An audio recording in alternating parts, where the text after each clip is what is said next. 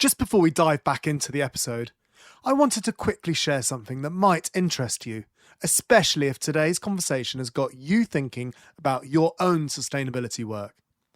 Some of the things we hear most in this industry are, I wish I could connect with other people doing this work, or I'd love to turn my sustainability expertise into something more. Well, 51 to Carbon Zero, the sponsor of this podcast, have created their own referral network. And it does exactly that. This isn't about selling you something, it's actually about helping you make money while building the sustainability community we all need. So here's what's in it for you. First, you get to join a genuine community of sustainability experts who share knowledge, refer work to each other, and solve problems together. So, no more working in isolation. Secondly, there's real money involved. There's 10% plus commission on software referrals. We're talking about projects that go from 30 grand up to 100 grand. Plus, you'll be able to boost your presence by taking part in our fireside chats. I've actually got an email in front of me from Louise Stevens, one of the ambassadors, and it says that all her clients are genuinely happy because she's got a great partner and her clients love them. But here's the bigger picture. You'll be helping accelerate the sustainability transition that we all desperately need. Every referral, every connection, every collaboration moves us closer to the world we're all working towards. If this resonates with you and you want to earn some extra income, click the link in our show notes to become a 51 to Carbon Zero ambassador. Okay, back to the show.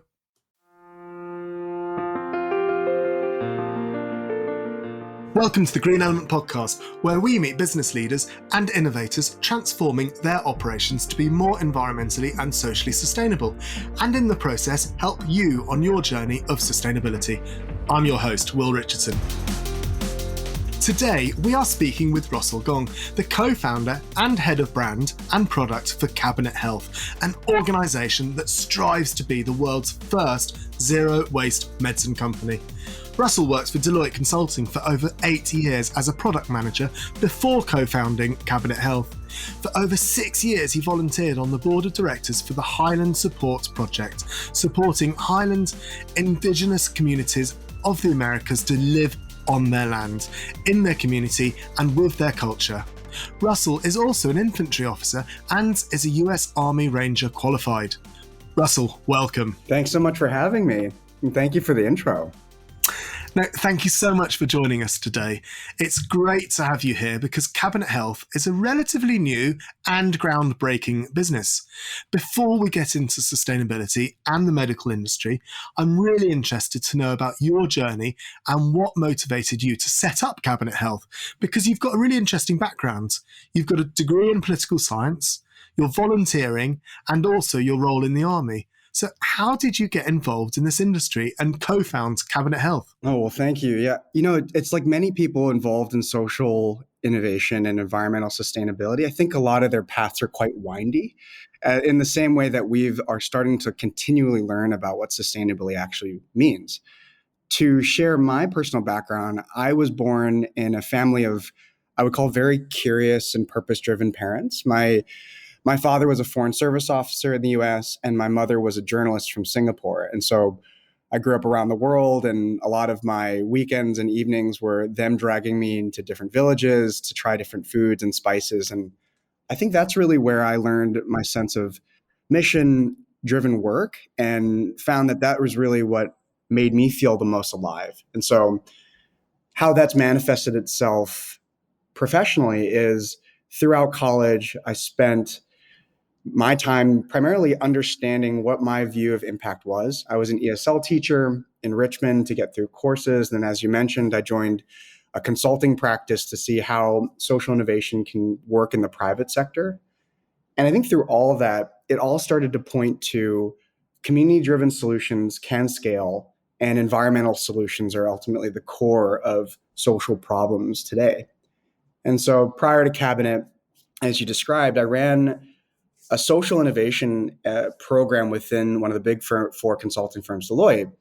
And that was my first foray in building environmentally sustainable and mission-driven companies. Our program was focused on identifying social enterprises and then helping them scale. So I cut that for about 8 years and really learned business models, sustainability, and how to measure that.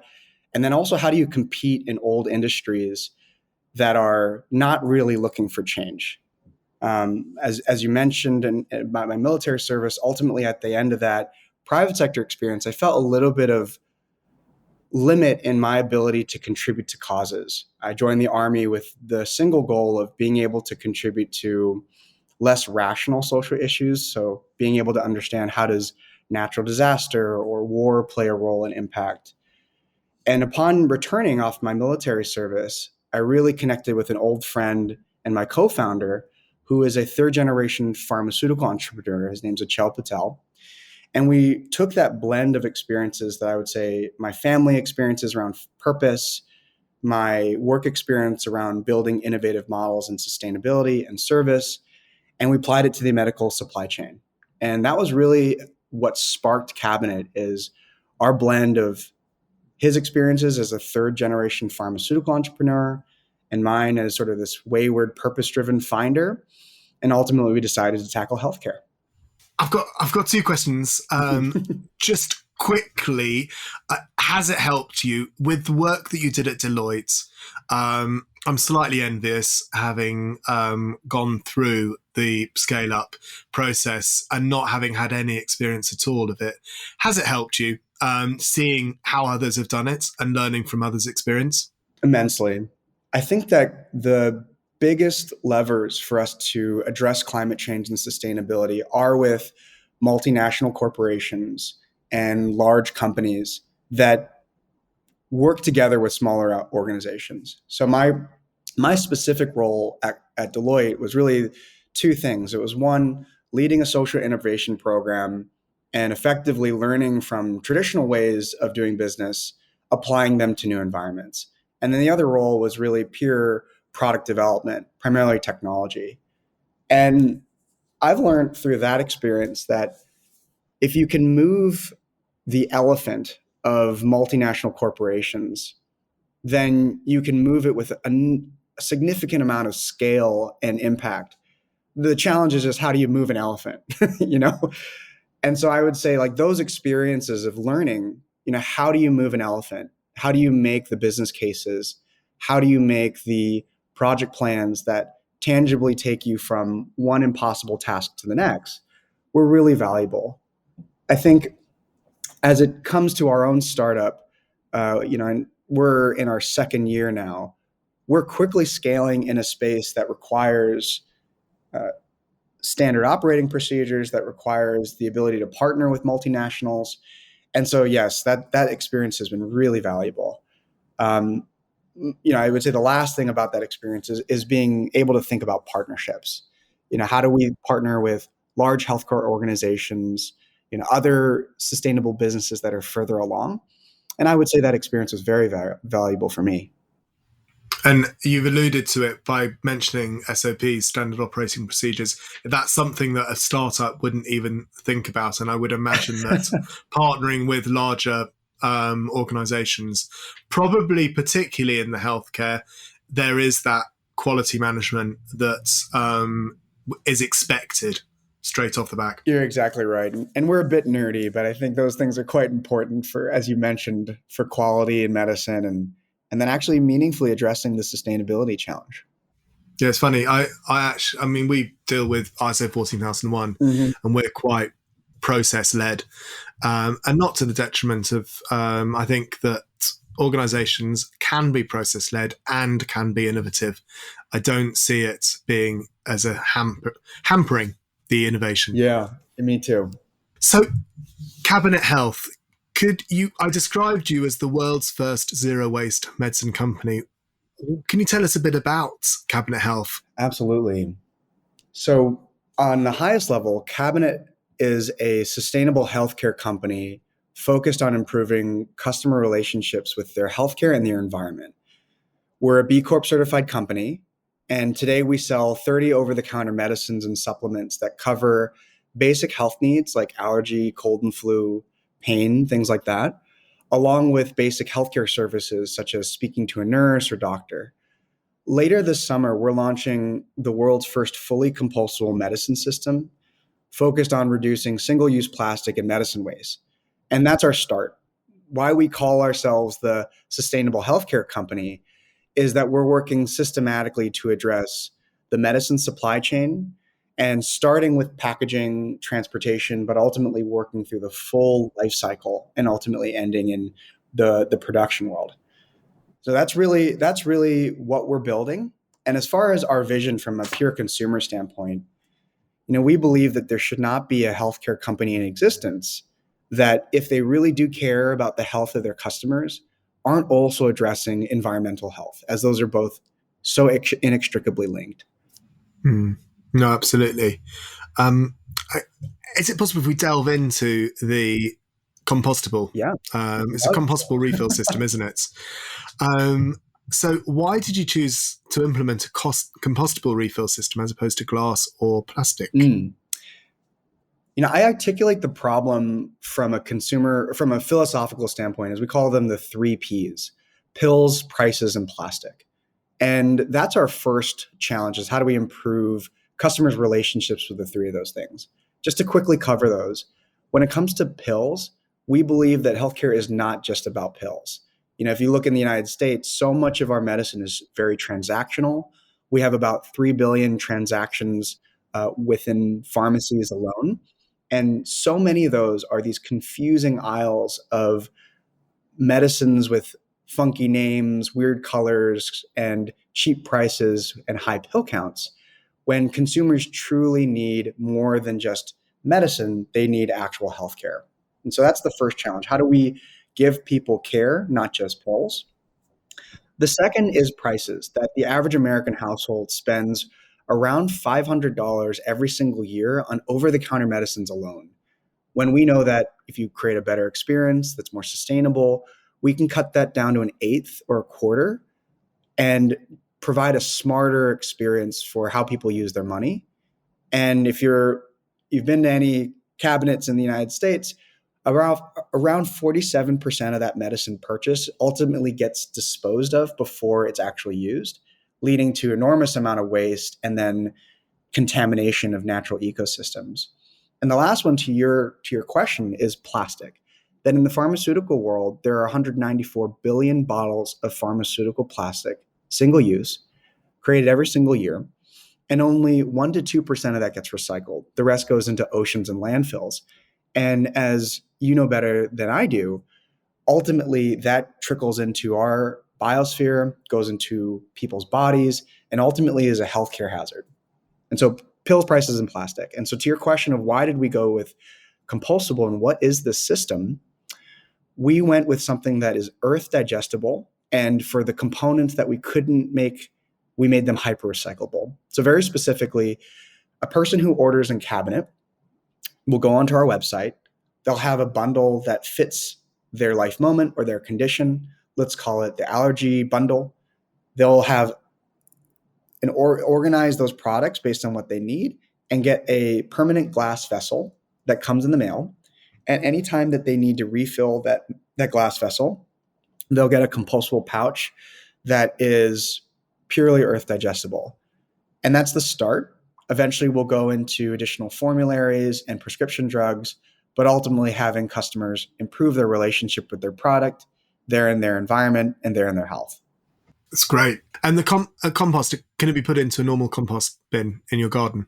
Yeah, this is the constant challenge around compostable. So ours is city compostable, and the reason that we wanted to do that was that in order to meet health and quality standards for medicine, we needed to ensure that it had a longer shelf life than your at-home compostability pouches.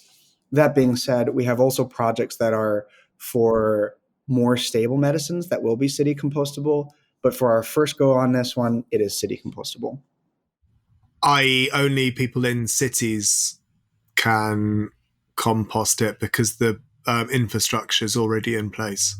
There's a there's two frames of thought, and there's the first answer is city compostable pouching is where needs the organisms and the conditions to break down the materials. So that is true. So any city that has a compost pile or a commercial compost pile will be able to break this down. Our view on going with this for those that don't have that infrastructure is that it's still better than putting plastic into the world for the time being. Ultimately, if it has the open air landfills, it might meet similar conditions to any organic material composting. Okay. And is this what makes you different to other medicine companies? No, there's two things, and what I want to be very clear for our listeners and our future customers is that we're imperfect with a plan. I think if there's anything I've learned over the years is that we're aspiring for the same goal of sustainability, and ultimately it's the continual fight for that.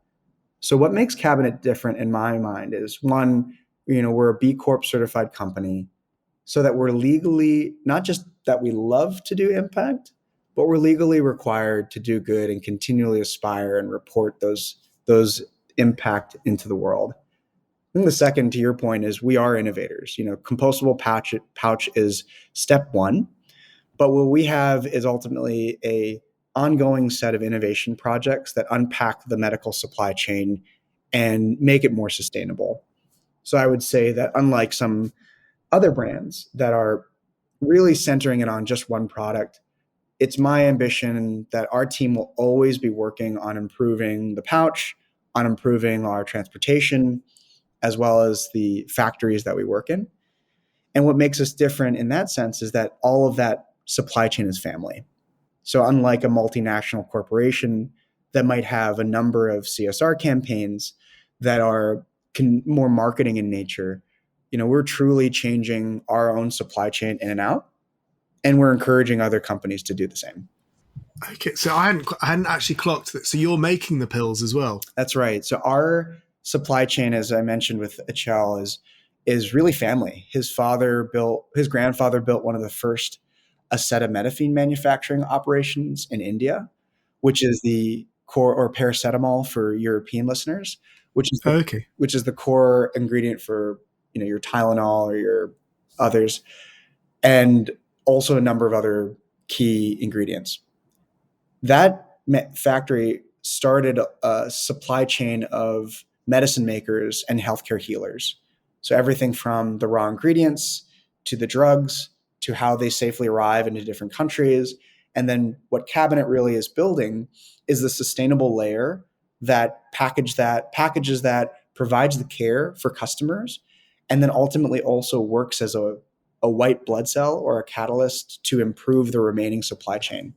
So an example of how we will do that is we have a project that is called Project Solar that will be applying solar panels to our manufacturing operations and our packaging operations, and ultimately unpacking the broader sustainable life cycle.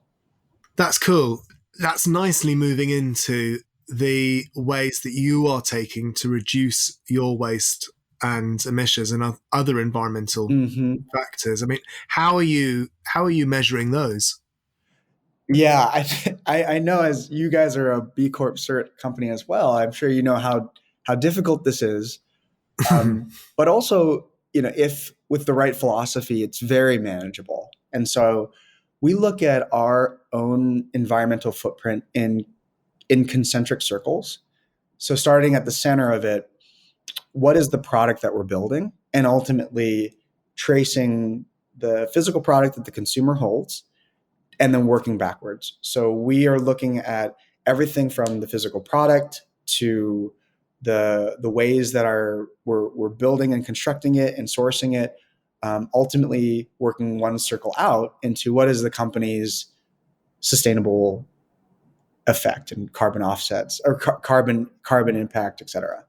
And so our company is quite small. We have a team of about 10, and we work remotely with a broader team that has across the supply chain. And so measuring that impact is manageable, and then ultimately going into suppliers themselves.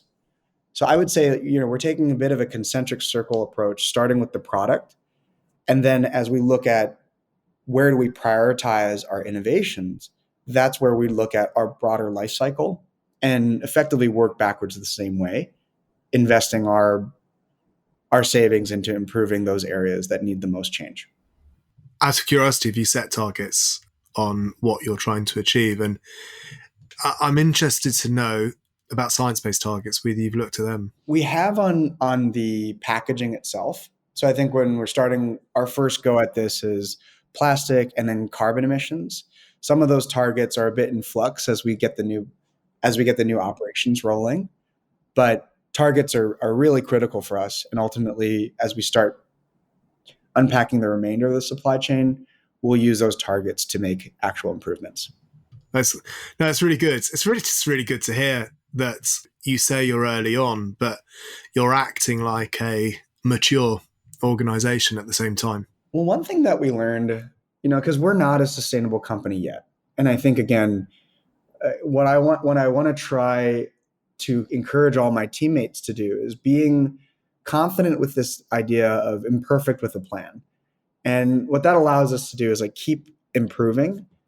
To your point, I think that startups are the perfect time to think sustainably. So many of the things, particularly when it comes to material choices, fulfillment, suppliers, et cetera, are long-tailed decisions. When we choose a material and you find product market fit, it's really difficult and painful to switch that out.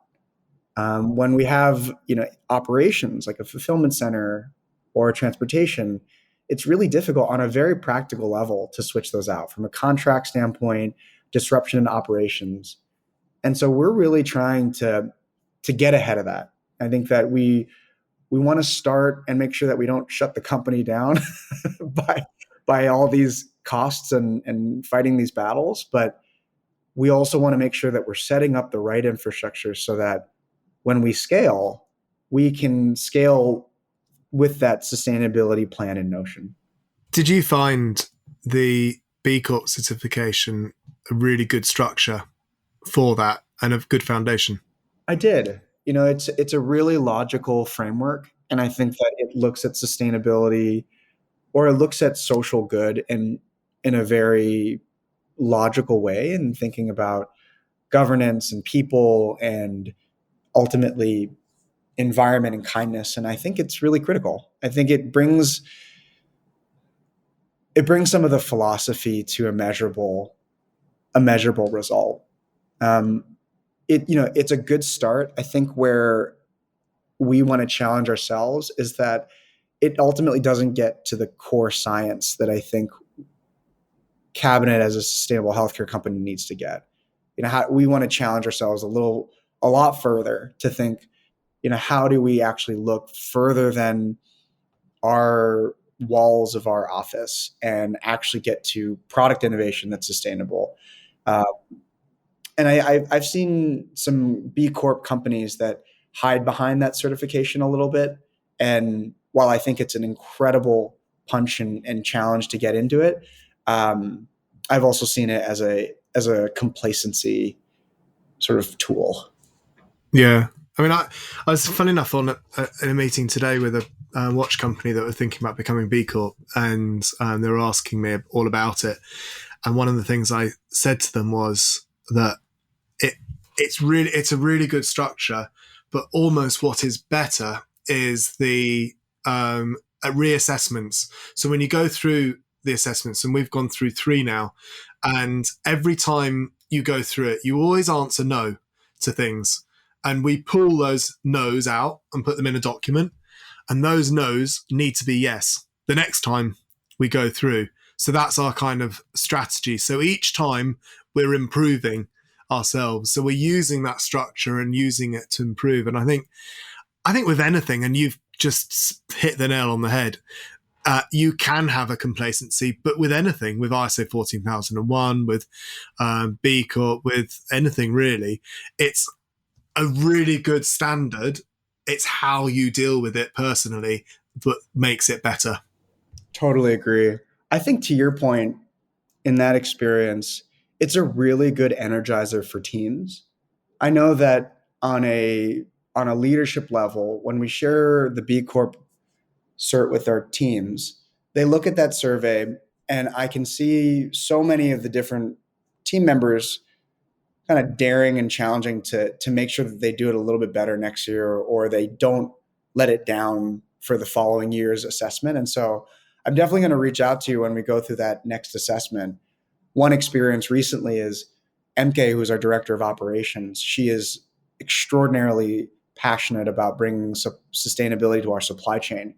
And I showed her the operations component of the B Corp cert, and just what are your suppliers like, their energy consumption, et cetera.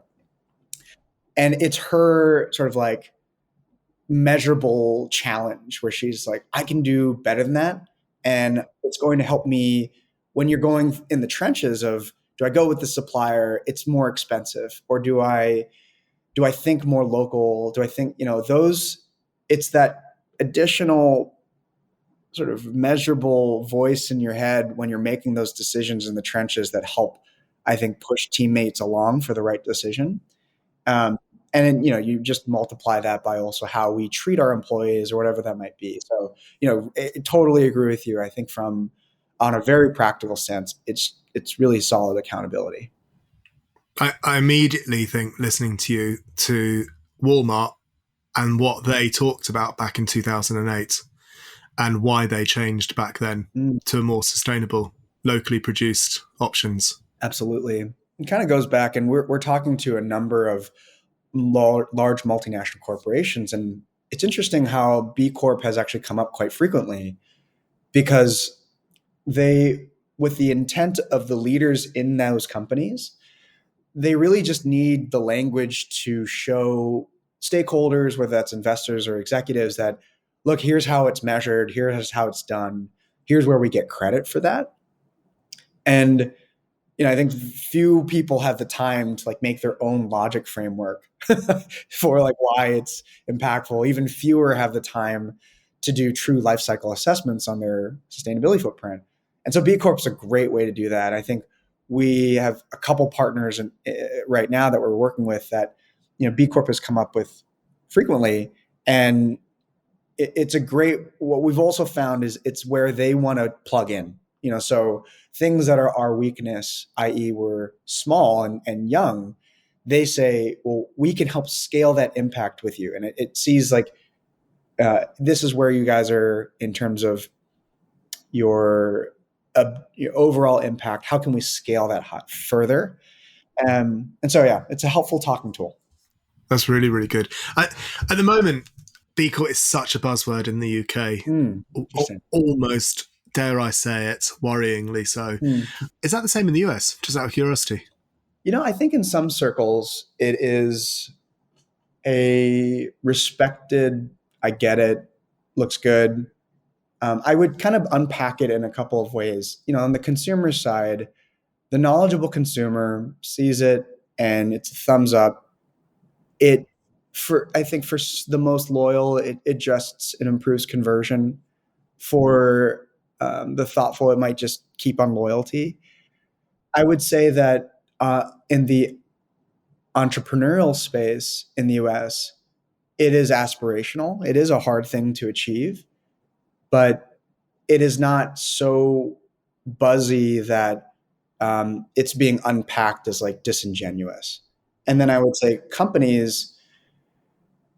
larger companies that are thinking about going B Corp, they often reference the Ben and Jerry's or others. And so, sorry, a bit of a long-winded way of saying it really in the US is credible, but I wouldn't say has been overused to any degree. Okay. Because it's literally in our mainstream media. That's so incredible. You can now talk to the layperson on the street, and most of them a lot of people will have heard of it now. And it's literally over the last 6 months to a year that this has happened. Yeah, and that's incredible. I mean, our adverts, for example, Cafe Directs and the larger B Corps in the UK have got adverts out, and they have B Corp on those adverts. Yeah, in the US, that's not really well known in that sense. It's much more of it's much similar. It's similar to like sort of the organic symbology of like Right. Okay. organic product. I have never seen an ad on TV that says like, and we're a B Corp certified company. Um, so, I think we've got some work to do, and hopefully Cabinet is able to do that a little bit in the healthcare space and encourage people along. Do you think the medical industry is doing enough to tackle the climate crisis? No, I think that's a very bold statement for me to say because the medical industry is very large and the healthcare industry is very large. But on a philosophical level, I think that the healthcare space has large in part been protected from the criticism of sustainability for a number of reasons. I would say number one is that the healthcare space is helping people.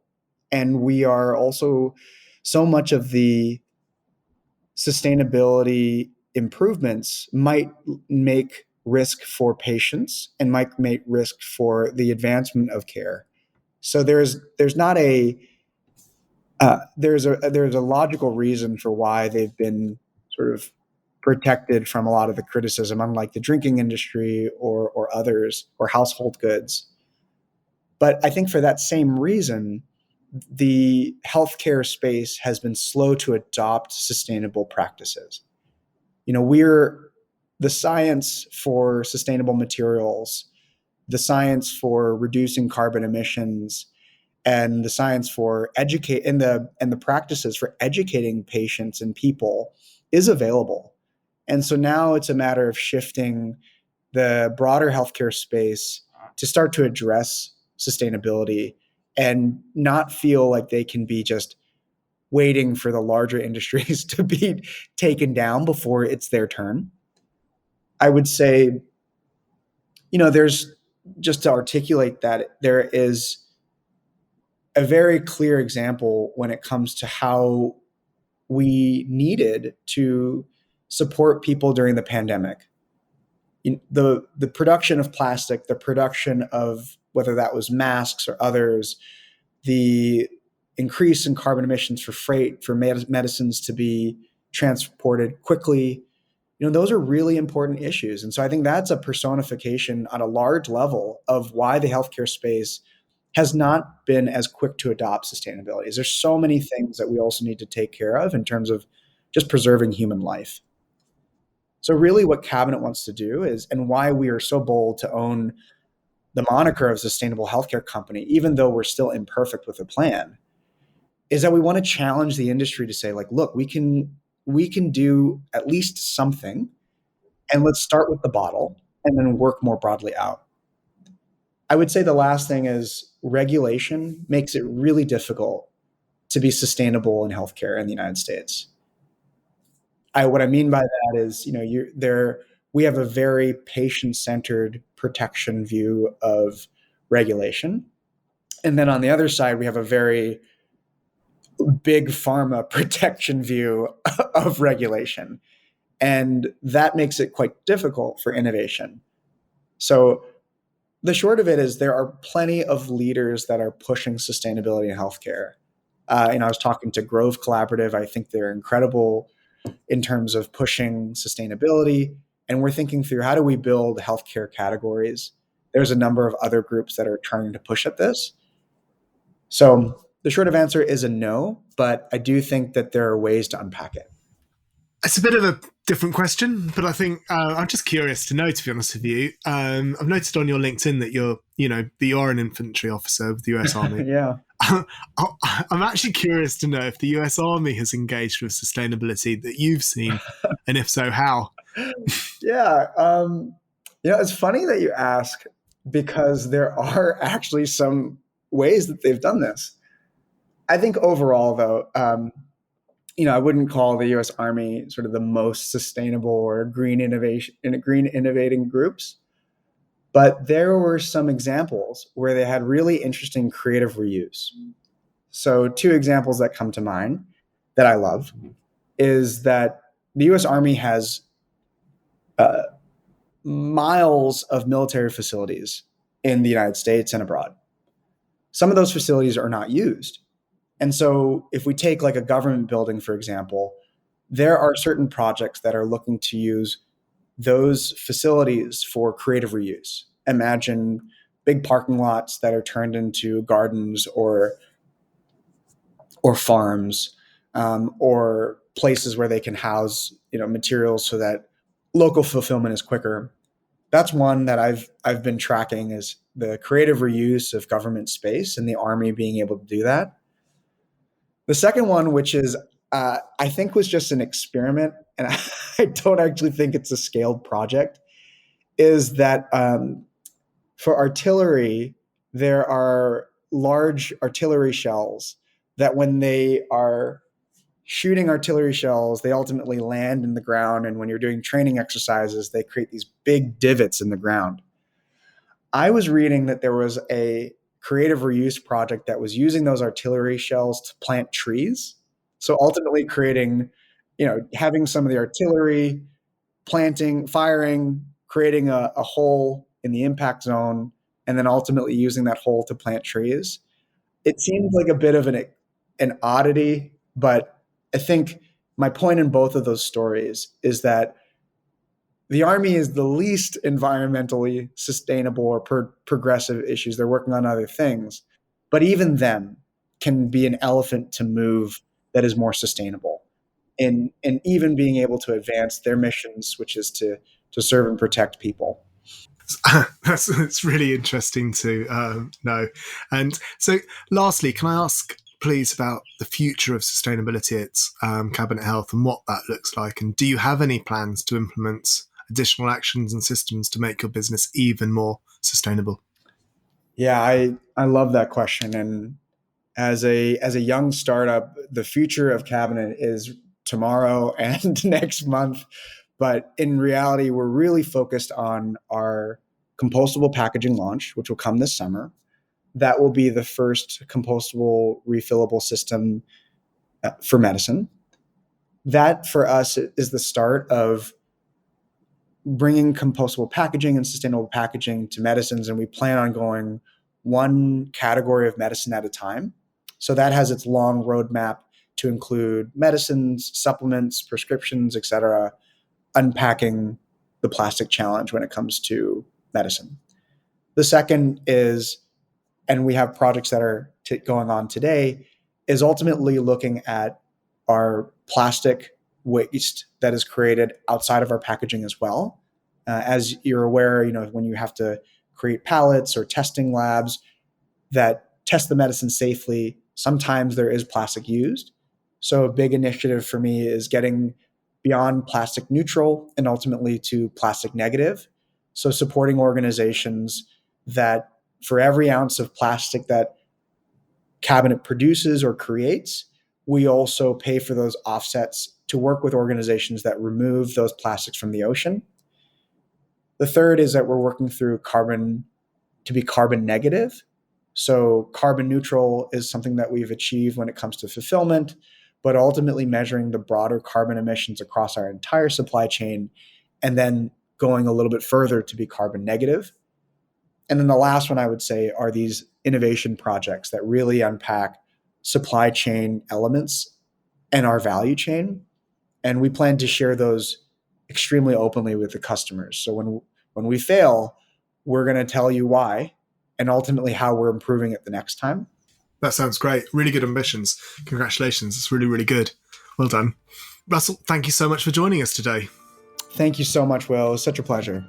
And thanks for listening to the Sustainable Business Podcast. If you enjoyed today's content, why not join our post-podcast discussion in our online community at sustainabilitysolved.org?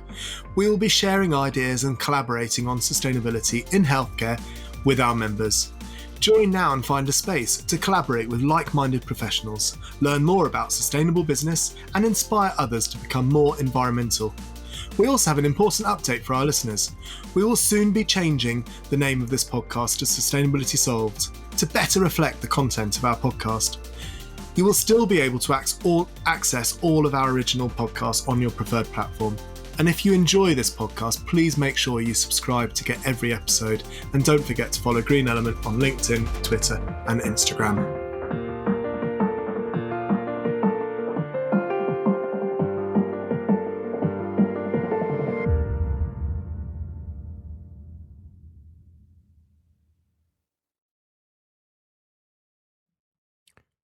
So you really enjoy sustainability and want to be a part of the solution.